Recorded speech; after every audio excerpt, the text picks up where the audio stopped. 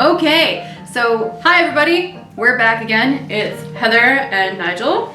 Welcome again to CysterWigs After Dark. Nice. Yes. So we're going to get this started by talking about the ring. Because some people have asked, why did I take the ring if he wasn't actually proposing? And because I liked it and wanted it and he wanted to give it to me, so I took it. Simple as that. Yeah! But the thing is, I wore it on my right hand like a promise ring for over a year.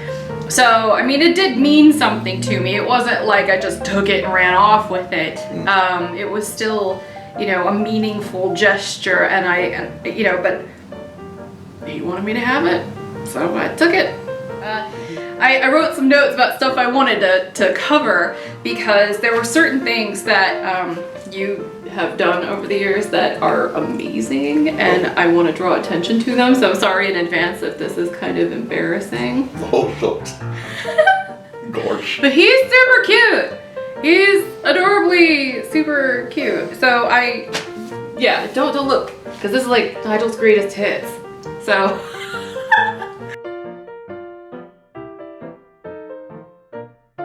I can butt in with colorful detail as necessary if you wanted to cover the main points. Okay, let me take a sip.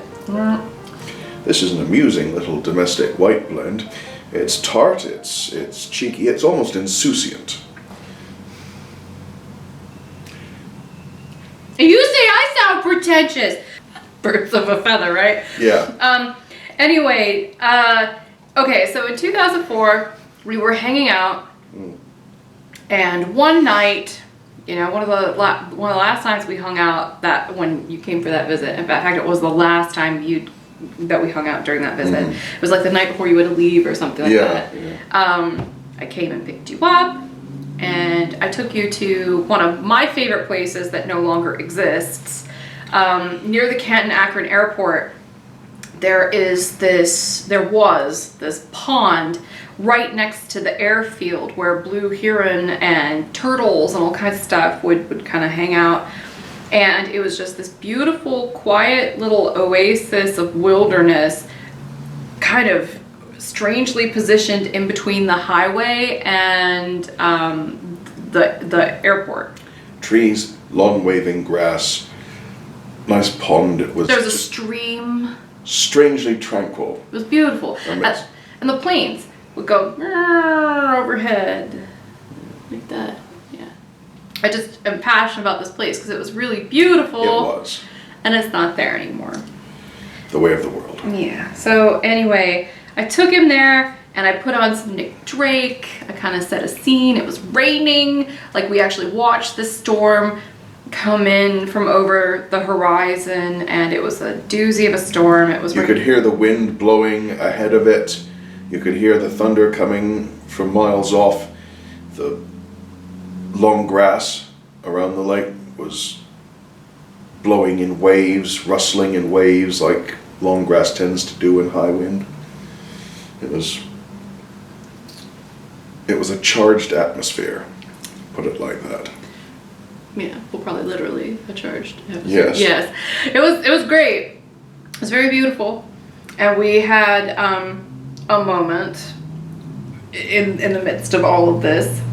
And then I want you to tell the rest of this, if you don't mind, because you have such a delicious voice, and it's like having some epic Shakespearean actor narrate my life.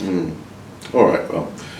What happened was, thank you by the way, what happened was we were cuddling in the back of Heather's car and listening to the thunder coming from the distance and the rain and the wind approach, rustling the grass.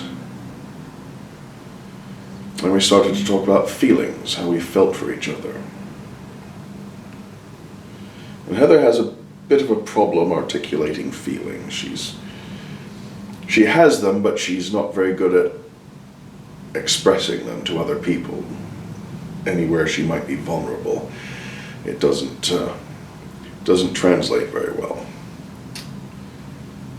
But I looked at her by the light of the arc lamps from the airport, amidst the rustling of the grass and the trees. And I just said, I adore you.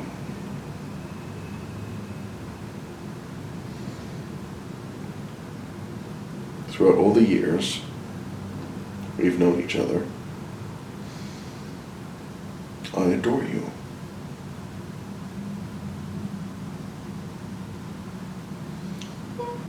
It's like you were holding me, you know, because I mean this I remember this plain as day. Like you were holding me, and you were just like right here, like staring at me and saying this stuff in that voice of yours. I adore you. Yeah, like that. And yeah, so feels happened, but I was not exactly sure what the hell was going on because I had literally just broken up with a boyfriend, and that gave him like a window to Bird dog right in there. yeah. So I was just really confused because I had all these different emotions going on, and I didn't know what to really make of what was happening. And I knew you were going home the next day. Mm. So I was like, F word, you know, like you're leaving, this is happening, why do you have to leave? Because I always liked you. And the feeling is mutual. Yeah. But it was just bad timing. Yeah. And when you said that, there was this pause that lasted forever. Like you were waiting for me to tell you that I loved you too, or anything in that vein. There was just this pause that lasted forever. And it was really uncomfortable for a while for me because I didn't know what I was supposed to do. I just kind of gawked at you. Like I'd just seen a ghost or something. I had no idea how to respond. Like you said, I'm not really great with emotion. And frankly, I didn't know how I felt. I was just really stunned by that admission. Yeah. I wasn't expecting it. I was expecting it to be just like, you know, two friends having fun, you know, sharing moments with each other. I wasn't expecting it to be that. And to know that it was that for you really shook me up internally because I wasn't really expecting that. And I take that very seriously. And I took your feelings very seriously. And I did not want to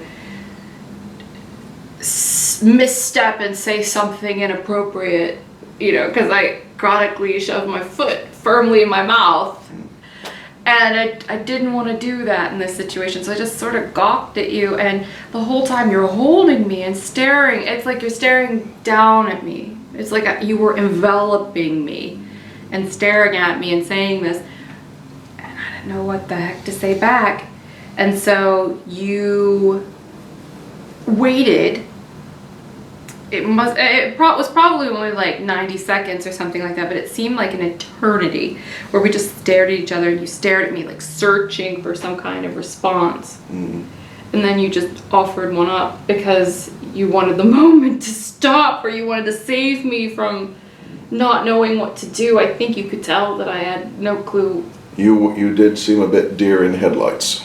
You sort of just jumped in there and offered up, let me help you, or something like that, and you said, let me help you, you care about me, but you're not in love with me, and you don't know if you could love me, and something along that vein, right? Words to that effect, yes. Yeah. And you were right. You were right, but at the same time, like, I didn't want to close that door. No. Because I knew that I could care about you like that. I really could. Yeah. Because we had such a close connection, but you were leaving. Yeah. Oh, I get it. We joked a little bit to try to break the tension, and then I drove him back to where he was staying with his friend Chris. And I dropped you off, you got out of the car, and please correct me if I'm remembering this incorrectly. But you got out of the car and you walked underneath the porch, so you weren't being rained on. Yeah. But you just kind of stood there, and I drove off, and I watched you watch me drive off. Yeah. Yep, that's exactly how it happened.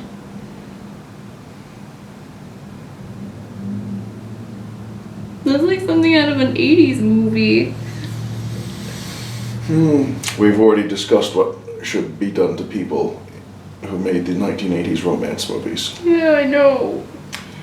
But sometimes the cliche does work. But it wasn't cliche. I found that very moving. So I saw you getting smaller and smaller and smaller in my rear view mirror. But yet you didn't go inside until I was out of view. I wanted to spend every last possible fraction of a second watching you, even if it was while you were leaving. I'm fond of her. Well, I'm very fortunate. You know, and I wish that there were other words in the English language that didn't revolve around, you know, Luck. fate, you know, stuff of that nature. Yeah. Because I feel very blessed, very fortunate that I have you and that you're so sentimental. I mean, you might think that that's a bad thing sometimes. No. It's not. It's beautiful. Down to the left. God! Sorry. There's this whole series of gestures I make. It's like we do this every time. I go down to the left and he calls it as I'm doing it. Then I get upset about it. And then I realize that he knows that I'm going to do that too. And then I get upset that I did all the motions. And I know you very well. Grumble. Okay, so I also wanted to mention that along those lines, because you know I wrote down all of Nigel's greatest hits on this piece of paper. I deny most of them. But they make you look amazing. Okay then. Yeah. So are you gonna deny those? Maybe not. Okay, cool. So he's supremely, amazingly romantic. Just full stop. He's really good at that stuff. I'm an old-fashioned kind of guy. Yeah, he's really good at that stuff. And so, one thing that's always stuck out to me is that you're really, like, you really know how to leave an impression when you say goodbye to people, as if you've had lots of practice. I have. Yeah. Yeah. Well, you don't have to do that so much anymore. Huzzah. Yeah. He's really good with goodbyes. Like, it's so sweet. Like, okay, I wrote down the ones that I remember the most. Okay, so like, for instance, in 2000, when you came and visited me at the cinema to say goodbye, that was very memorable. Oh, yes. I enjoyed that memory as well. Yes.